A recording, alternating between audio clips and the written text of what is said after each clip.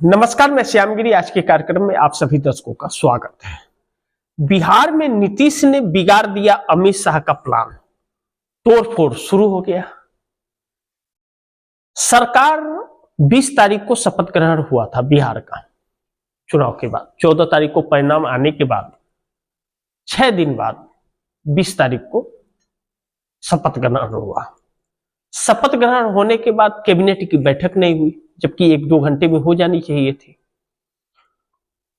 और उसके बाद मंत्रालय बंट गया, गृह मंत्रालय भाजपा छीन ले नीतीश से। अब नीतीश ने पेच फंसा दिया स्पीकर पद को लेकर के।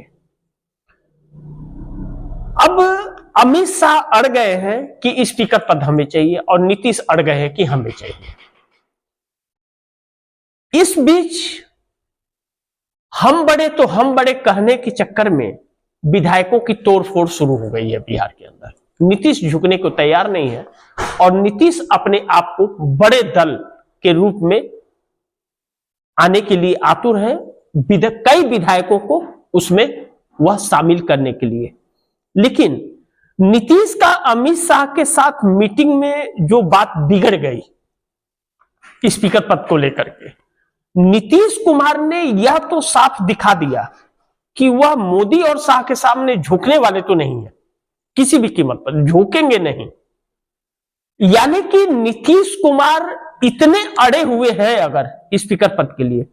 और लाजमी है कि दोनों पार्टियों के अंदर मात्र 4 विधायकों का फर्क है। 4 विधायक से भारतीय जनता पार्टी नंबर 1 है और नीतीश कुमार नंबर 2 पे है।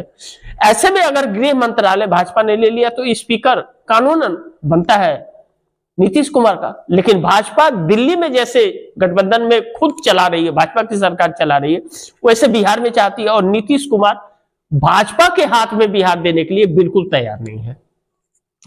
तो ऐसे में बड़ी महत्वपूर्ण यह है कि नीतीश कुमार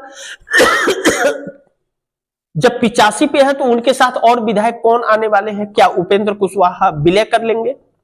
अभी उपेंद्र कुशवाहा तो नहीं, लेकिन नीतीश और मोदी सरकार में जो बात बिगड़ रही है, ऐसे में कई विधायकों की आने की आशंकाएं जताई जा रही है नीतीश कुमार के साथ। लेकिन नीतीश मोदी सरकार गिरा देंगे इसका इशारा जरूर कर दिया है कि अगर नीतीश कुमार के साथ अमित शाह ने कोई भी खेल उनकी पार्टी के साथ करने की कोशिश की तो नरेंद्र मोदी की सरकार दिल्ली में गिरा देंगे नीतीश कुमार। इस बात का तो इशारा कर दिया है, क्योंकि बैठक कैंसिल हो गई, बैठक से उठ करके चल दिए, बैठक चल ही नहीं पाई। अमित शाह दिल्ली से जाकर के पटना में बैठ गए हैं, देख लिए कि अब खेल बिगड़ रहा है तो पटना जाकर के बैठे। लेकिन नीतीश कुमार झुकने को तैयार नहीं है। ऐसे में नीतीश ने तोड़ लिया बिहार में 11 विधायक। इस तरह की बात कही जा रही है क्योंकि बिहार में विधायकों का मोबाइल आउट ऑफ कवरेज हो गया है, यानी कि ऑपरेशन तोड़फोड़ शुरू है। आप दर्शक समझे, 5 असुद्दीन ओवैसी के और 6 कांग्रेस के, कहा जा रहा है कि यह 11 विधायक नीतीश कुमार के साथ आएंगे। उसके बाद नीतीश कुमार अपनी पार्टी में विलय उपेंद्र कुशवाहा का कराएंगे। जैसा मैंने कहा कि नीतीश मोदी सरकार गिरा देंगे इसका इशारा कर दिया, तो अमित शाह ने थोड़ी भी हेराफेरी करने की कोशिश की तो नीतीश कुमार मोदी सरकार को छोड़ेंगे नहीं, फिर नीतीश कुमार प्रधानमंत्री बनेंगे इस देश का। यह तय है। बात बहुत ज्यादा बिगड़ गई है और जो विधानसभा सत्र 1 दिसंबर से चालू होने वाला था वह भी मुश्किल हो रहा है कि विधानसभा सत्र चालू हो पाएगा कि नहीं हो पाएगा। लेकिन बिहार में विधायकों का मोबाइल आउट ऑफ कवरेज जो है और ऑपरेशन तोड़फोड़ शुरू है। अमित शाह भी तोड़फोड़ में लगे हुए हैं और नीतीश कुमार ने ऑपरेशन तीर चला दिया है। तीर उनका निशान है। अब जब किसी भी कीमत पर नीतीश कुमार झुकने को तैयार नहीं है और इस बात के लिए अगर तैयार है नीतीश कुमार, जो इशारा उनकी बातों से मीटिंग से उठकर चला जाना और ना मानना अमित शाह का बात और मोदी शाह के सामने नहीं झुकना, इस बात की तरफ इशारा करता है कि अगर थोड़ा भी खेल करने का प्रयास किया तो केंद्र में नरेंद्र मोदी की सरकार गिर जाएगी, एक झटके में गिरेगी सरकार। मोदी सोच भी नहीं पाएंगे संभालने के लिए। तो ऐसे में नीतीश मोदी के साथ में बिहार, नीतीश मोदी के हाथ में बिहार तो नहीं देंगे, बैठक कैंसिल हो गया।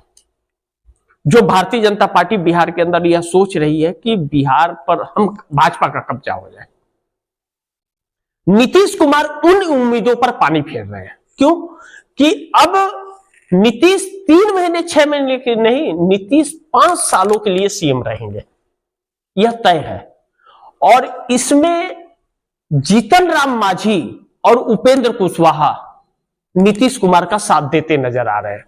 और यह चीज हुई तो भारतीय जनता पार्टी और चिराग पासवान का जनाधार बिहार में खत्म हो जाएगा। क्योंकि भाजपा को अगर नीतीश कुमार ने सत्ता से दूर कर दिया और भाजपा को अगर सत्ता से नीतीश कुमार दूर करते हैं तो 6 विधायक कांग्रेस के अगर आते भी हैं जेडीयू में तो कांग्रेस आपत्ति नहीं जताएगी उतना, और पूरी मदद इंडिया गठबंधन करेगा। यानी कि आरजेडी के साथ मिलकर के नीतीश कुमार सरकार बनाएंगे।